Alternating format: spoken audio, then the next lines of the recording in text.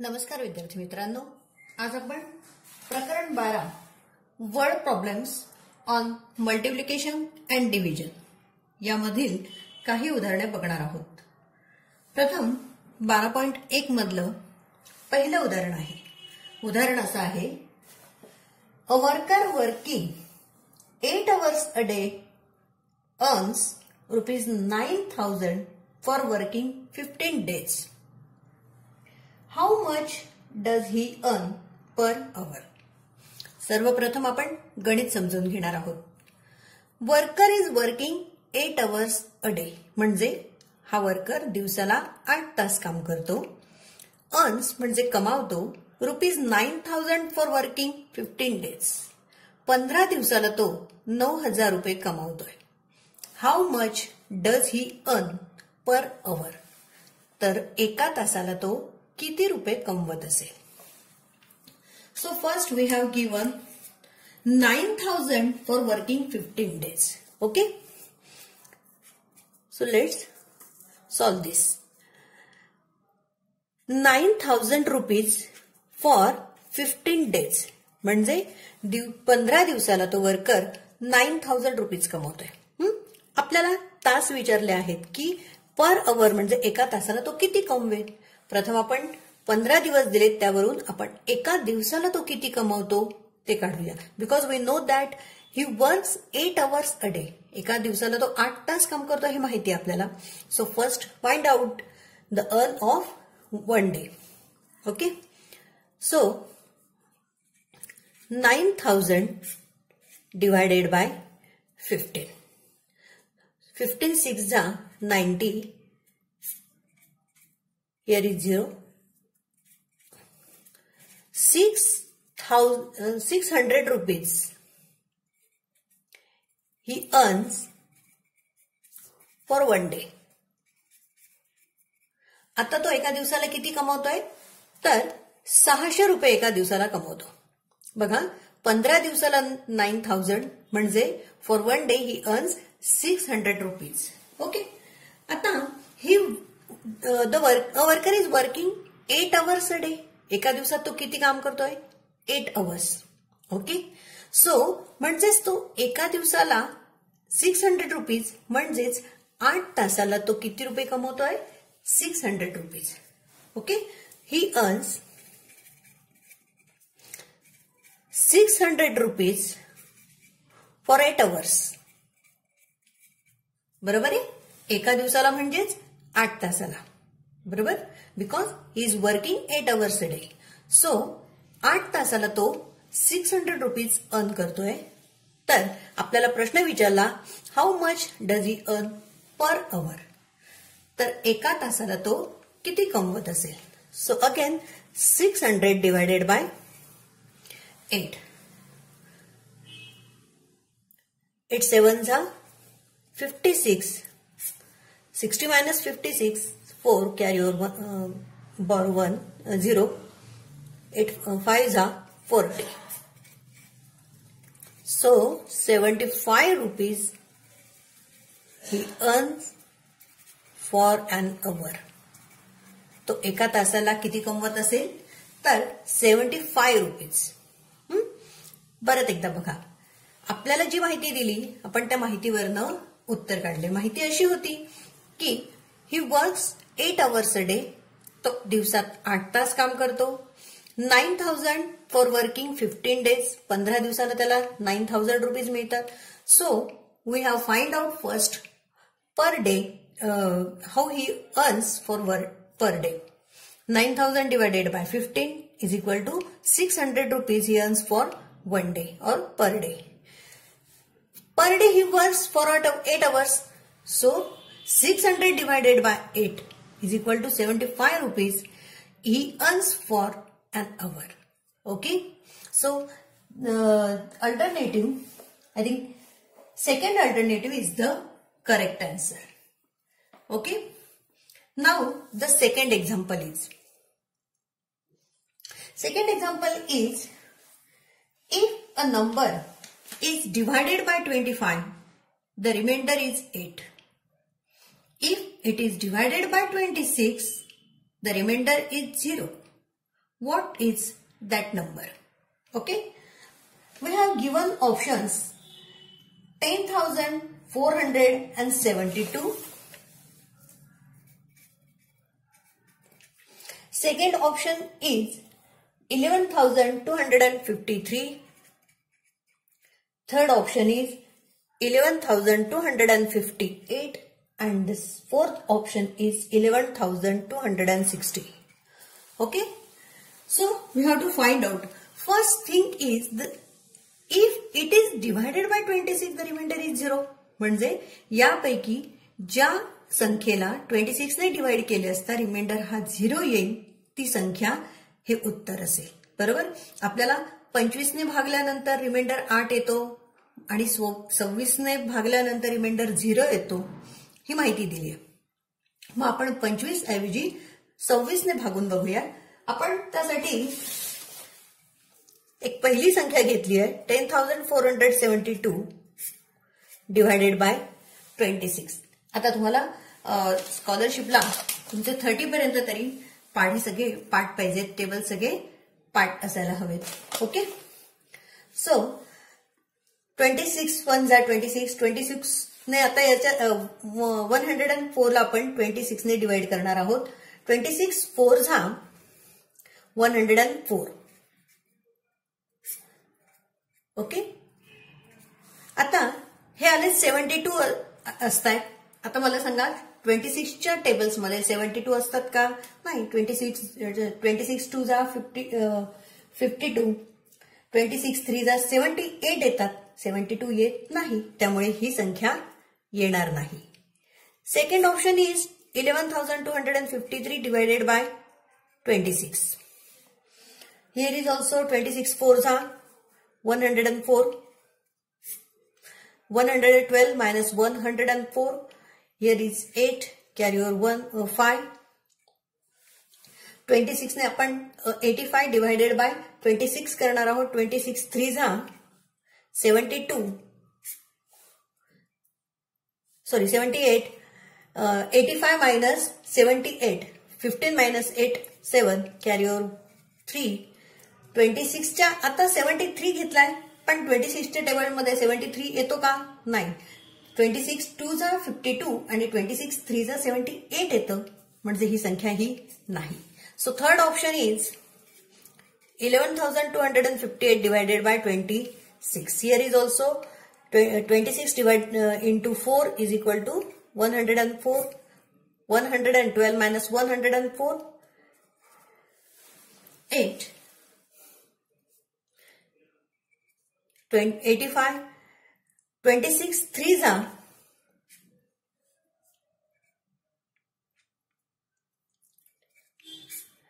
15 minus 8 7, carry over 8, and here is 78 again, and 26 3 जा 78, right?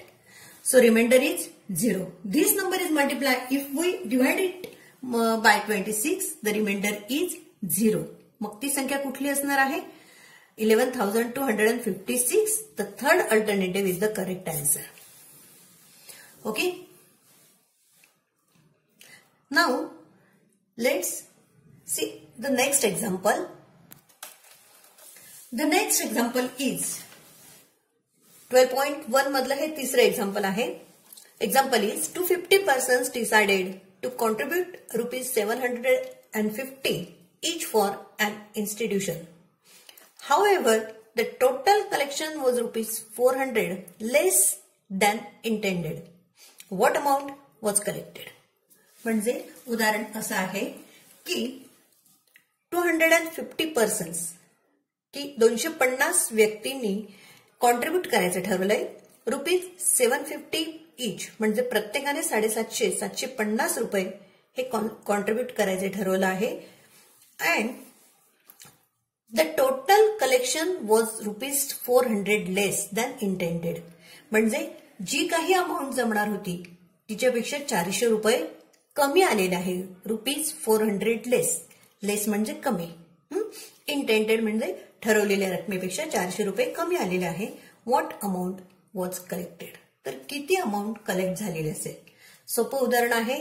आपण 250 लोकांनी 750 रुपये प्रत्येकी याप्रमाणे किती अमाऊंट जमा होते ती काढायची आणि तिच्यामधनं लेस किती आहेत 400 रुपीज लेस आहेत ते 400 लेस करायचे म्हणजे तेवढी अमाऊंट जमली. हे उदाहरण अशा पद्धतीने सोडवता येईल. सो 250 इंटू 750 हे आपण प्रथम करणार आहोत. या पद्धतीने गुणाकार करणार आहोत आपण. आता या ठिकाणी 75 इंटू 25 असं उदाहरण सोडवलं तरी चालेल आणि हे 2 शून्य नंतर ठेवायचे.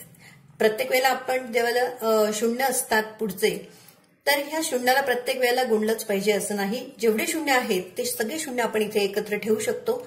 बघा या पद्धतीने आपण गुणाकार करणार आहोत. 25 गुणिले 0 25 शून्य 0. या ठिकाणी 25 गुणिले 5 25 5 25 असे म्हणजे 25 into 5 is equal to 125. 25 into 7 म्हणजे 25 गुणिले 7 25 7 175. 25 7 जा 175. 175 प्लस 12 इज इक्वल टू 187. आणि हा 25चा एक शून्य आपण इथे देणार आहोत कारण आपण 25 ने गुणलं 250 ने नाही. सो आपण 187 आणि इथे या ठिकाणी एक शून्य आपण देणार आहोत म्हणजे आपली संख्या तयार झाली 1,87,500. ही कुठली अमाऊंट आली इंटेंडेड अमाऊंट म्हणजे ही रक्कम जमा होणार होती. But the collection was rupees 400 less. So 1,87,500 minus 400. 1,87,100 हे एवढं कलेक्शन जमलेलं आहे. बरोबर. 250 लोकांचं ऍक्च्युअली खरं किती कलेक्शन जमायला हवं 1,87,500 एवढं कलेक्शन जमायला हवं होतं. पण 400 हे लेस आहेत म्हणून त्यातनं आपण हे 400 मायनस केले तर आपलं कलेक्शन जमलंय 1,87,100 rupees. Okay. So first alternative is the correct answer. Okay. Now let's see another example. Fourth example is the cost of an SUV is 30 times that of a motorcycle. What is the cost of SUV if the cost of motorcycle is rupees 52,250? Okay, we have given the cost of motorcycle which is 52,250 and we have to find out the cost of SUV which is 30 times the cost of motorcycle. म्हणजे आपल्याला असं सांगितलंय की जी आपण SUV जी गाडी आहे हिची जी price आहे किंवा जी कॉस्ट आहे ही 30 टाइम्स आहे. 30 टाइम्स म्हणजे काय तर 30 पट 30 पट दॅट ऑफ अ मोटरसायकल म्हणजे मोटरसायकलच्या कॉस्ट पेक्षा तिची कॉस्ट ही 30 पट जास्त आहे. Okay. And they have given the cost of motorcycle which is 52,250. आपल्याला मोटरसायकलची कॉस्ट दिलेली आहे. आपल्याला त्यावरून एसयूव्ही ची कॉस्ट काढायची आहे की जी मोटरसायकलच्या 30 पट आहे. So cost of motorcycle is 52,250. तिच्या एसयूव्ही ची कॉस्ट 30 पट जास्त आहे. आपण इंटू 30 करणार आहोत. ओके. आता इथे पण आपण हे 2 शून्य देऊन टाकलेत तरी हरकत नाही. 3 5 हा किंवा तुम्हाला हवं असेल तर तुम्ही 30 ने गुणलं तरी चालेल. तुम्हाला जसं जमत असेल त्या पद्धतीने तुम्ही हे उदाहरण करू शकता. आता आपण काय करणार आहोत तर हे 2 शून्य आहेत ते ऑलरेडी आपण इथे दिलेले आहेत. आता आपण फक्त या संख्येला 3 ने मल्टिप्लाय करणार आहोत म्हणजे हा शून्य आणि हा शून्य जरा वेळ आपण कट करणार आहोत. 5 3 जा 15 कॅरी ओव्हर 1 3 2 जा 6 plus 1 7 3 2 are 6 and 3 5 are 50. Okay. So the cost of SUV is 15,67,500. Okay. The cost of SUV is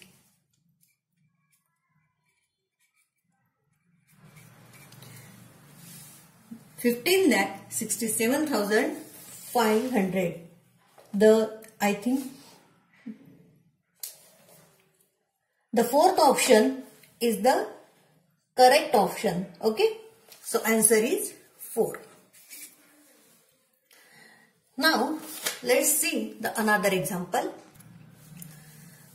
बघा विद्यार्थी मित्रांनो, आता आपण जे काही उदाहरणं बघितली तर ती थोडीशी अवघड वाटणारी होती किंवा थोडीशी समजायला कठीण असणारी उदाहरणं आपण 12.1 मधली बघितली.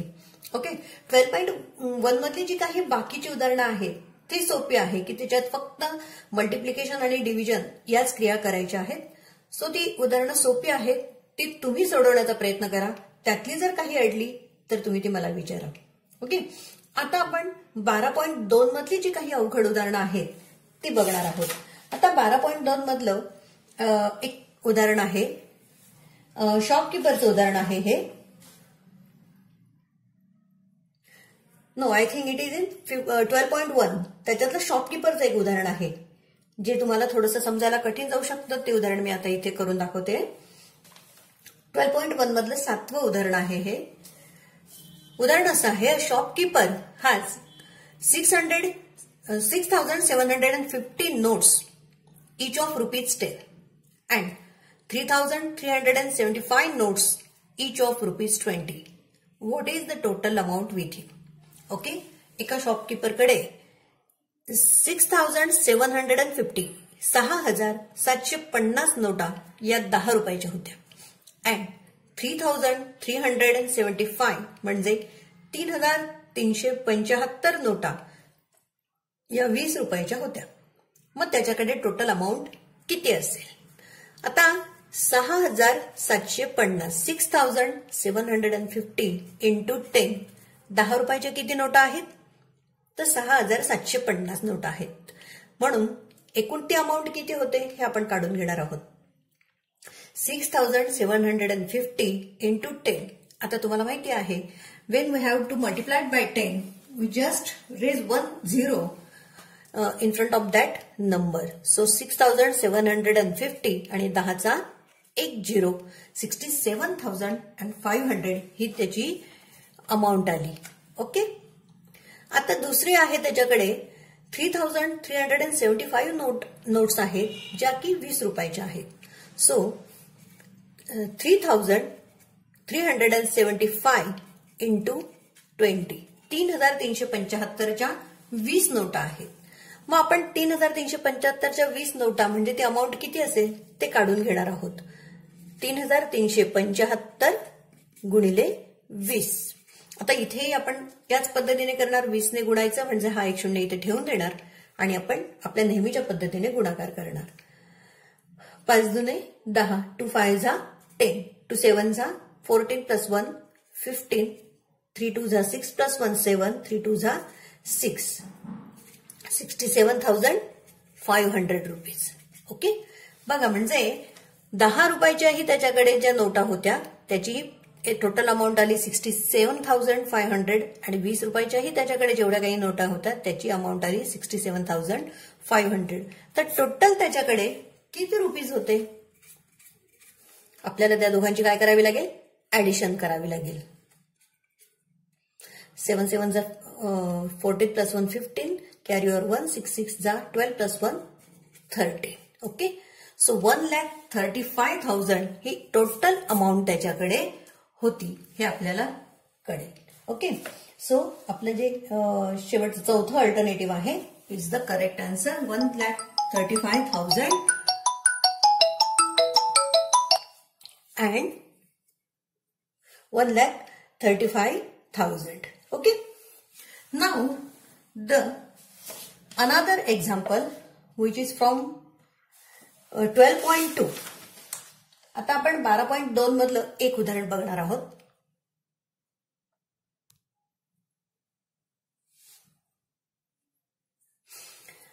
उदाहरण असं आहे, the cost of 50 gross pencils is rupees 10,800. What is the cost of 18 pencils? And they have given the clue that 1 gross is equal to 12 dozen. आता हे उदाहरण खूप विचारपूर्वक सोडवायचे मुलांना. आता बघा या उदाहरणामध्ये काय म्हटलंय, आपल्याला 15 ग्रॉस पेन्सिलची किंमत दिली आहे 10,800 रुपये. Okay, and they have asked what is the cost of 18 pencil. आपल्याला 18 पेन्सिल्सची किंमत विचारली आहे. इथे ग्रॉस नाही, काही नाही, काही नाही. But they have given the cost of 15 gross pencils. Okay, 15 gross पेन्सिलची किंमत दिली आणि एक क्ल्यू दिलाय 1 gross is equal to 12 dozen. एक ग्रॉस म्हणजे 12 डझन हे त्यांनी एक सांगितलेलं आहे युनिट. ओके, आता या उदाहरणामध्ये आपल्याला ग्रॉसवरनं डझन आणि डझनवरनं पेन्सिल अशा पद्धतीने हे उदाहरण आपल्याला सोडवायचे. कारण जर आपण हे उदाहरण जर आपल्याला जेवढ्या सोप्या पद्धतीने सोडवता येईल तेवढ्या सोप्या पद्धतीने आपण सोडवणार आहोत. म्हणजे आपण याचा भागाकार जो आहे हा खूप छोट्या छोट्या अंक घेऊन करणार आहोत. आता एक गोष्ट याच्यामध्ये आहे की 15 ग्रॉस पेन्सिल्स ज्या आहेत त्या 15 ग्रॉस पेन्सिलची प्राइस आहे 10,800 रुपीज. राईट, मग आपण एक ग्रॉस पेन्सिलची किंमत काढून घेणार आहोत. प्रथम 15ने भागून एक ग्रॉस पेन्सिलची किंमत काढून घेणार आहोत. जर आपण या ग्रॉसचे डझन केले, या डझनाची पेन्सिल केली तर आपल्याला खूप मोठी संख्या भागाकारासाठी येईल. 15 ग्रॉस, मग त्याच्यावरून एक ग्रॉस म्हणजे 12, मग ते डझनाची किंमत काढा. हे उदाहरण मोठं होईल. म्हणून आपण सोप्या पद्धतीने हे असं करणार आहोत की 15 ग्रॉसची एवढी किंमत आहे तर एक ग्रॉसची किती. So 10,800 divided by 50. बरोबर, आपण 10,800 याला आपण 15ने भागणार आहोत म्हणजे एक ग्रॉसची किंमत आपल्याला मिळणार आहे. ओके, 15 7 जा 105, 8 minus 5 3, 15 2 जा 30 and here is 1. So 720 rupees ही किंमत कशाची आली, 1 ग्रॉसची. 1 gross is equal to 720 rupees. आता त्यांनी एक युनिट पण आपल्याला इथे दिलंय, 1 gross is equal to 12 dozen. बरोबर, म्हणजेच 1 ग्रॉस म्हणजेच 12 डझन. 12 डझनची किंमत किती आली, 12 डझनची किंमत किती आली, 720 रुपये. बरोबर, मग आपण याच्यावरनं 12 डझनची किंमत जर 720 रुपये आहे तर एका डझनची किंमत आपण काढून घेणार आहोत. कारण आपल्याला माहिती आहे एक डझन म्हणजे 12 पेन्सिल्स. So 720 divided by 12. बरोबर, 12 डझनची 720 रुपये तर एका डझनची किती, 720 डिवायडेड बाय 12. 12 6 जा 72 and here is 0. 60 रुपीज ही कशाची आली, 1 डझन. बरोबर, एका डझनाची किंमत आहे 1 dozen is equal to 60 rupees. 1 dozen म्हणजेच किती, 12. 12 पेन्सिल्सची किंमत किती आली आता ही, 60 रुपये. मग यावरून तुम्हाला माहितीये 12 पेन्सिल्सची 60 रुपये तर एका पेन्सिलची किंमत किती येईल, 60 गुणिले 12, 12 पंचे 60. एका पेन्सिलची किंमत किती आली आता आपली, 5 रुपीज. बरोबर, आता आपल्याला किती विचारली, 18 पेन्सिलची किंमत विचारली. So cost of 1 pencil is 5 rupees.